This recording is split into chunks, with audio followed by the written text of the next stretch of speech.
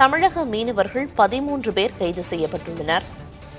எல்லை தாண்டி மீன்பிடித்ததாக கூறி தமிழக மீனவர்கள் 13 பேர் இலங்கை கடற்படையினரால் கைது செய்யப்பட்டுள்ளனர். நெடுந்தீவு கடற்பகுதியில் மீன்பிடித்துக் கொண்டிருந்த 13 தமிழக மீனவர்களை இலங்கை கடற்படையினர் கைது செய்துள்ளனர்.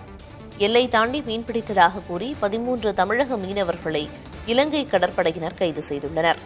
புதுக்கோட்டை மாவட்ட மீன்பிடி துறைமுகத்திலிருந்து கடலுக்கு சென்ற தமிழக மீனவர்கள் கைது செய்யப்பட்டுள்ளனர். தமிழக மீனவர்களின் 3 விசைப்படகுகளையும் இலங்கை கடற்படையினர் பறிமுதல் செய்துள்ளனர். நெடுந்தீவு கடற்பகுதியில் மீன்பிடித்துக் கொண்டிருந்த 13 தமிழக மீனவர்களை இலங்கை கடற்படையினர் கைது செய்துள்ளனர். எல்லை தாண்டி மீன்பிடித்ததாக கூறி 13 தமிழக மீனவர்களை இலங்கை கடற்படையினர் கைது செய்துள்ளனர்.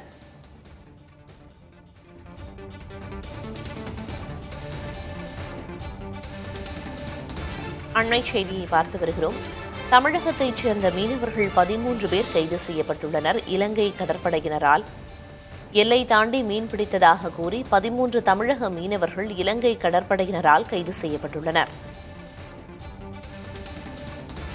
விவரங்களை வழங்குவதற்காக செய்தியாளர் ஆனந்தன் இணைப்பில் இருக்கிறார். ஆனந்தன், கூடுதல் விவரம் என்ன? பிரியதர்ஷினி, நேற்று காலை புதுக்கோட்டை மாவட்டத்திலிருந்து சுமார் 400க்கும் மேற்பட்ட விசைப்படகுல மீனவர்கள் மீன்பிடிக்க போயிருக்காங்க.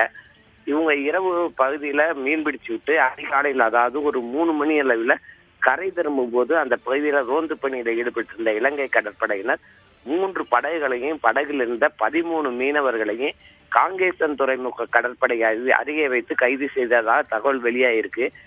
தற்போது கைது செய்யப்பட்ட 13 பேரும் நெடுந்தீவு கடற்படை முகாமில அழைத்துட்டு வந்து முதற்கட்ட விசாரணை நடைபெற்று வருவதாக சொல்லியிருக்காங்க. பிரியதர்ஷினி, இந்த விசாரணைக்கு பின்புதான் அவங்க மீன்வளத்துறை அதிகாரிகள் ஒப்படைக்கப்பட்டு வழக்கம் போல சிறையில் அடைக்கப்படுவாங்க அப்படின்னு சொல்லி அந்த பாதுகாப்பு அதிகாரிகள் தகவல் தெரிவித்திருக்காங்க. பிரியதர்ஷினி, எல்லை தாண்டி மீன்பிடித்ததா சொல்லி தொடர்ந்து தமிழக மீனவர்கள் இலங்கை கடற்படையினரால கைது செய்யப்படும் அட்டூழியம் அப்படிங்கிறது நடந்து கொண்டுதான் இருக்கிறது.